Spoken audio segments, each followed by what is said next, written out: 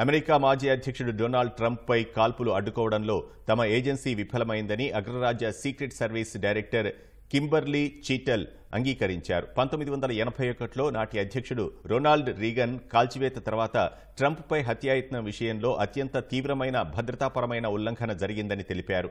Secret service ఏజెన్సీకి కొన్ని దశాబ్దాల్లో ఇదే అత్యంత ఘోరమైన వైఫల్యమని ఆమె అభివర్ణించారు. కాల్పులకు కొంత సమయం ముందు ఓ అనుమానిత వ్యక్తి గురించి తమ ఏజెన్సీకి స్థానిక పోలీసుల నుంచి సమాచారం అందిందని అంగీకరించారు. అయితే వారు అది ఖచ్చితంగా ప్రమాదమని చెప్పలేదని, హెచ్చరించి ఉంటే ర్యాలీని సీక్రెట్ సర్వీస్ నిలిపివేసేదని కింబర్లీ పేర్కొన్నారు.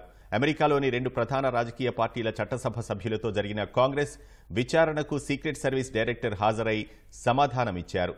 నిందితుడు క్రూక్స్ కాల్పులు జరిపిన ఇంటి వద్ద భద్రతా సిబ్బంది ఎందుకు లేరని, డ్రోన్లతో ఎందుకు ఆ ప్రాంతాన్ని పర్యవేక్షించలేదని చట్టసభ సభ్యులు ప్రశ్నల వర్షం కురిపించారు.